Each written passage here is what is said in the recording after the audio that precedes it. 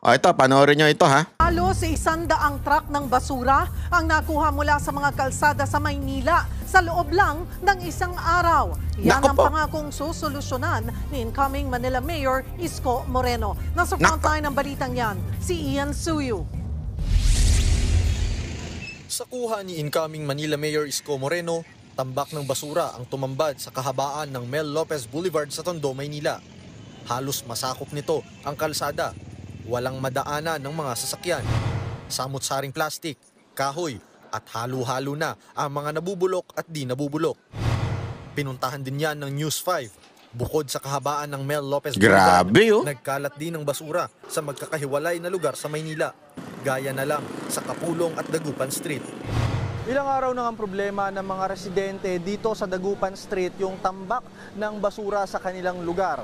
Bagamat kahapon daw may mga kolektor na dumating na at kinuha yung ilang mga basura dito, kitang-kita naman na may mga natitira pa at ang pangamba nila, baka makaapekto yan sa kanilang kalusugan pati na rin sa kanilang hanap buhay, kagaya na lamang ng mga kainan malapit dito. Ang lugawan ni Rene, apektado dahil sa harap mismo nila na iwan ang tambak ng basura. Nung nakarang araw, 3 araw nakastock yung basura bago nakuha O ito bago lang yan. Maho talaga. Sana makuha ng basura yan araw-araw para malinis yung palagi yung kalsada. Apekto sa sa aming panininda Ganyan din ang sitwasyon sa kahabaan ng De La Fuente Street sa Sampaloc. 3 araw hanggang 1 linggo raw bago makolekta ang mga basura sa Maynila. Kaya hindi na nakapagtataka kung pati ang campaign posters noong nakaraang eleksyon ay kasama rin sa nagkalat dito. Bukod sa kalusugan, pangamba pa ng mga residente na baka matagalan pa bago ma-dispose ang mga basura lalo't tag-ulan na. Bahain pa na. Mantakin mo ha. Pag yan biglang nag-ulan, nagbaha. Ay nako, baka sasabihin nyo, ba't walang ginagawa si Yorme? Hindi pa po si Yorme, ang mayor na Maynila. Nanalo pa lang po siya. After June 30 pa siya. Oh. Ito talaga, di ba yung sinasabing issue na kay Hani Lacuna? Itong kinatalo ni Hani Lacuna O kaya nga siguro nung natalo siya, ganun. Ganun ha. Hindi ko nakukunin yan. Hindi ko nalilinisin yan. Tinalo niyo ako hindi niyo ako binoto Baka ganun na nangyari dyan. Kaya, hindi, sa tingin ko dahil nga sabi ko nga sa inyo dahil nga binasura niyo siya sa Maynila, hindi niyo siya ipinapanalo, gumantid din siya sa basura. Inayaan niya yung mga basura dyan. Ng Maynila, nagsagawa naman ng paghahakot ng basura ang MMDA. Sinalumunan nila ang dapat sana'y tungkulin ng Manila LGU. Nagkaproblema raw kasi ang Maynila sa kontraktor ng basura. Sa isang araw, umabot sa 78 truck ng basura ang nahahakot. Giit ni Manila Mayor-elect Isko Moreno, ito agad ang bibigyang pansin niya sa unang araw ng kanyang pagbabalik. Sinusubukan ng News 5 na kunan ng pahayag ang kampo ni outgoing Manila Mayor Hani Lacuna, pero wala pa rin siyang sagot. Nagbabalita mula sa frontline. Ayan, no? Oh. May pangako. Sabi nga ni Yorme, ang laway niya, di nabebenta. Tingnan natin. May pangako si Yorme. Unang araw ng kanyang pagbabalik, yan ang una niya lilinisin. Yorme kasi nakasulat, nakasulat yan sa kanyang status, sa kanyang page, official page. Ang sabi niya dito, basahin ko. Today, June 26, 2025. Nakakalungkot na sitwasyon ng ating lungsod.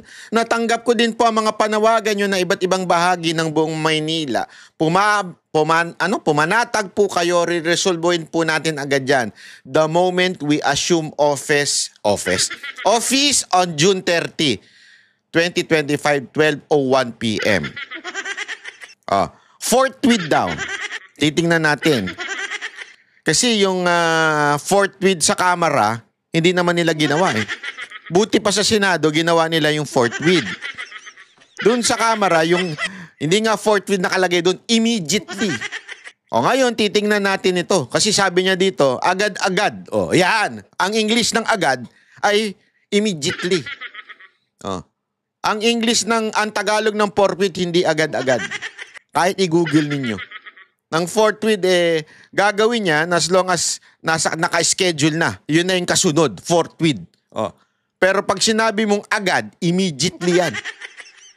Titingnan natin ang tigas nito ni Yorme, ha. Sabi niya, June 30, 12:01 p.m. Naku, anong araw ba yun? Puntahan ko kaya si Yorme doon ng araw na yon at bubulabugin natin siya. Kaya lang, anong araw ba yun? June 30. June 30, Monday yan. Alas 12. Tulog pa ako dyan. Gago! Titingnan natin. Alas 12 sa Lunes kung siya ay magtatrabaho nga dyan. Alamin natin. Chotomate, malalaman natin yan. Pero ako, sure ako dyan. Pag si Yorme nagsalita, sure ako dyan. Hindi, alam naman natin alam naman taga Maynila yan. Kahit sinong tanongin mo, ako laman po ako na Maynila.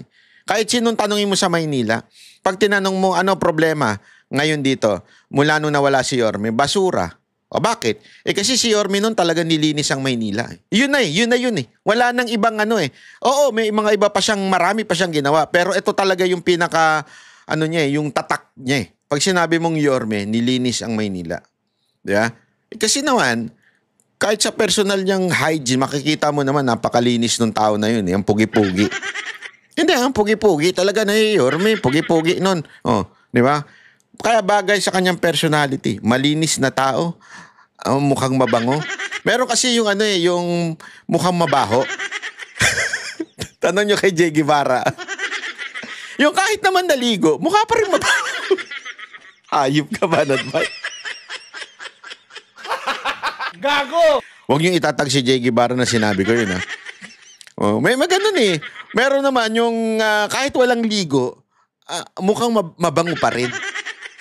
Ganun tao Ay, wala sa kulay yan, ha? Hindi porket maitim, ha? May mga maitim naman na mukha pa rin mabango, Parang katulad ko, ganun. Biro lang. Anyway, yan po. Sigurado po tayo, ha? Abangan ninyo. Sigurado ko, tatrabahuhin ni Yorme ito. Kasi pag hindi niya tinrabaho ito, kahit kakilala natin yan, naku, pupunahin natin, ikikriticize natin yan. Pero hula ko, niya yan, aayusin niya yan agad-agad. Ha? Okay, maraming salamat po. Kita-kita ulit tayo sa susunod na video. Ang boses ng masa, hindi natatakot.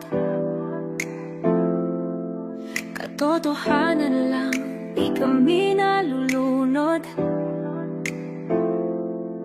Walang bahid ng sismis, lahat ay totoo. Kahit sino ka pa, pag mali ka babanatan ka. Walang pinipili kulay, wala kaming kinikilingan. Basta para sa bayan, kami lalaban. Pagdama palakpakan, pag mali banatan, di matitinag, di matatakot. Para sa bayan, tuloy ang sigaw. Sa harap ng kamera, walang halong takot. Mga baluktot, lahat kayo'y tutumba. Ang hustisya at totoo, yun lang ang mahalaga. Kahit sinong harang, di kami matitinag. Walang pinipiling kulay, wala kaming kinikilingan.